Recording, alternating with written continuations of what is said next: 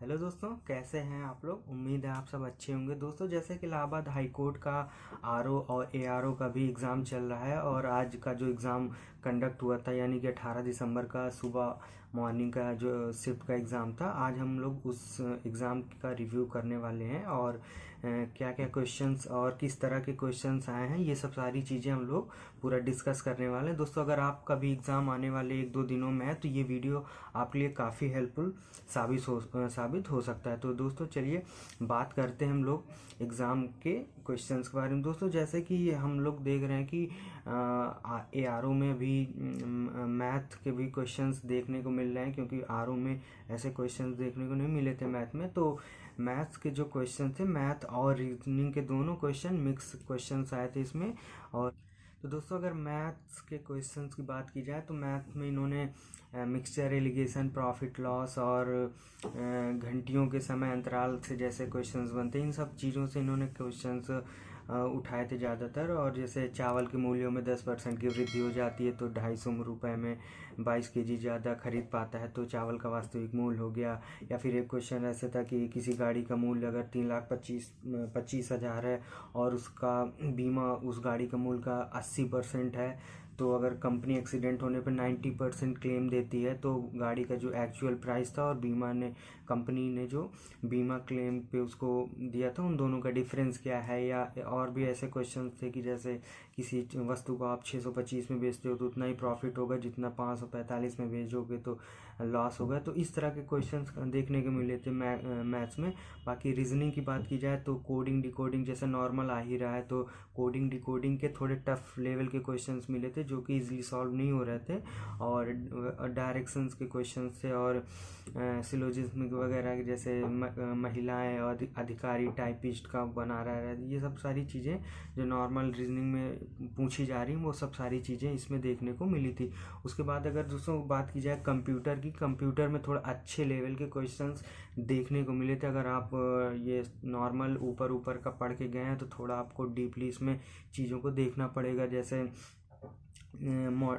Command में किस में होता है, फाइल में, इंसर्ट में या व्यू में, ऐसे या रैम से 2-3 क्वेश्चंस बने थे। जैसे कि कौन से ऑप्शंस दिए थे कि फास्टेस्ट रैम कौन सी है, स्टैटिक है या डायनेमिक, या दोनों की स्पीड सेम होती है, ऐसे करके क्वेश्चन थे। और एक क्वेश्चन रूम का ये भी था कि जैसे चार ऑप्शन दे रखे थे कि इनमें से कौन सा रूम नहीं है, P ROM, E P ROM और ई पी रोम, और ऐसे करके कि उसमें इस जो नहीं था रैम का वो एक ऑप्शन उसमें डाल रखे थे। या टोपोलॉजी से भी क्वेश्चन थे कि सेंट्रल हब किस में कौन सी टोपोलॉजी में होता है। तो इस तरह के कुछ क्वेश्चन जो थे नॉर्मल थे, लेकिन कुछ क्वेश्चंस उसमें क्या कहते हैं थोड़े अच्छे लेवल के मॉडरेट क्वेश्चन भी कंप्यूटर में देखने को मिले थे। तो उसके बाद दोस्तों अगर बात की जाए हिंदी की, तो हिंदी में ओवरऑल क्वेश्चंस ठीक ठाक थे, अच्छे क्वेश्चन थे, ज़्यादा लेवल उनका हाई नहीं था। और हिंदी में वही जो चीज़ें पूछी जा रही है, उच्चारण स्थान हो गया, संधि हो गई, और एक कुछ जैसे कि हिंदी में कितनी विभक्तियां हैं। या फिर उसके अलावा एक क्वेश्चन जैसे आया था कि जैसा देश वैसा बेस में जैसा शब्द क्या है, विशेषण है या क्या है, इस तरह के क्वेश्चन। तो ओवरऑल हिंदी में नॉर्मल क्वेश्चन ही देखने को मिले। तो उसके बाद दोस्तों अगर बात की जाए इंग्लिश का, तो इंग्लिश का वैसे ही 10 क्वेश्चंस का पूरा एक जैसे आ रहा है लगातार, वैसे ही इंग्लिश 10 क्वेश्चंस की इडियम, फ्रेजेस और एंटोनिम, सिनोनिम्स और ये सब सारी चीज़ें क्या नाम है इंग्लिश में वैसे ही आ रही हैं। उसके बाद दोस्तों अगर बात की जाए हिस्ट्री की, तो हिस्ट्री में अच्छे खासे क्वेश्चंस थे। एंशियंट हिस्ट्री से इन्होंने काफ़ी क्वेश्चंस उठाए थे। और जैसे हड़प्पा से 2-3 क्वेश्चन, हड़प्पा की खोज किसने की, और पुरातत्व में क्या कहते हैं कि जीवाश्म किस में कहाँ मिले थे, या फिर कनिष्की की राजधानी क्या थी, या चंद्रगुप्त से रिलेटेड क्वेश्चन थे। और अभी ऐसे थे कि जैसे दशमलव और शून्य का भारत में किसके शासनकाल में वो हुआ था। तो ऐसे करके काफ़ी सारे क्वेश्चंस एंशियंट हिस्ट्री से भी अच्छे खासे क्वेश्चंस उठाए गए थे। और उसके साथ साथ अगर ज्योग्राफी की बात की जाए तो ज्योग्राफी में भी ओवरऑल क्वेश्चन ठीक ठाक, या कह सकते हैं कि इजी तो नहीं थे, लेकिन कुछ क्वेश्चंस जो है इजी थे, बाकी कुछ 2-4 क्वेश्चन थे अच्छे खासे लेवल के। और ज्योग्राफी में अगर दोस्तों बात की जाए इंडियन ज्योग्राफी तो ज़्यादातर इन्होंने स्टैटिक जीके के क्वेश्चंस उठाए थे कि जैसे बाजरा का सर्वाधिक उत्पादन कहाँ होता है, या फिर दिलवाड़ा मंदिर कहाँ पर है, या केरल में कौन से उत्पाद जैसे अभ्रक हो गया, और इन सब चीज़ों में 2-4 ऑप्शन देके कि किसका उत्पादन सबसे ज़्यादा होता है केरल में। बाघ अभ्यारण्य से भी क्वेश्चंस आए थे, और उत्पादकता में 2-3 क्वेश्चन आए थे, केरल का आया था और ऐसे करके। और इसके साथ साथ दोस्तों वर्ल्ड ज्योग्राफी से भी 2-4 क्वेश्चंस आए थे, अच्छे अच्छे क्वेश्चंस आए थे।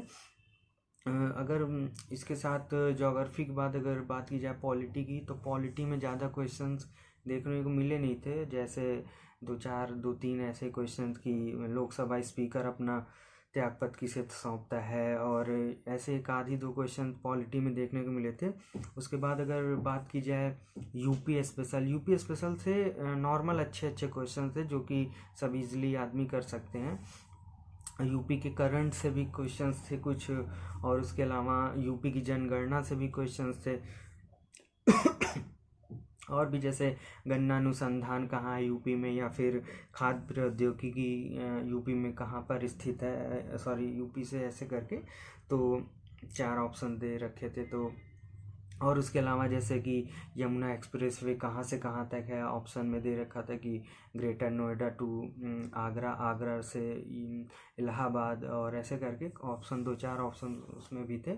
और इसके साथ अगर बात की जाए दोस्तों करंट का, तो करंट में भी क्वेश्चंस कुछ मॉडरेट क्वेश्चंस मिले थे, बाकी कुछ नॉर्मल ऐसे समुद्र सेतु का जो था भारतीय नौसेना का एक वो बचाव वाला, तो उससे आया था क्वेश्चन। और ऐसे कर करके क्वेश्चन ठीक अच्छे थे।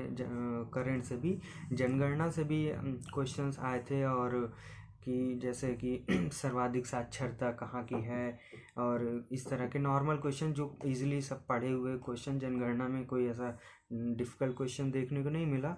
उसके साथ साइंस में थोड़े अच्छे टाइट क्वेश्चंस थे, जैसे और बायोलॉजी से पौधे से रिलेटेड एक लिंगी पुष्प कौन सा है, ऐसे कर करके बायोलॉजी से भी क्वेश्चंस थे ठीक ठाक। और कृषि से भी थे क्वेश्चन, जैसे लाइक गन्ने में कौन सा रोग है, या ऐसे कर करके कृषि से भी क्वेश्चंस अभी मतलब इसमें थे।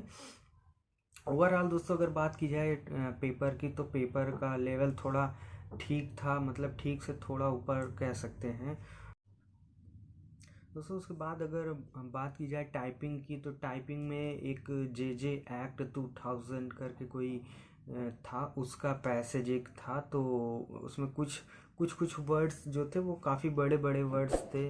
और ओवरऑल टाइपिंग में कह सकते हैं कि आरओ से जो टाइपिंग का लेवल है वो थोड़ा स्लाइटली ऊपर था।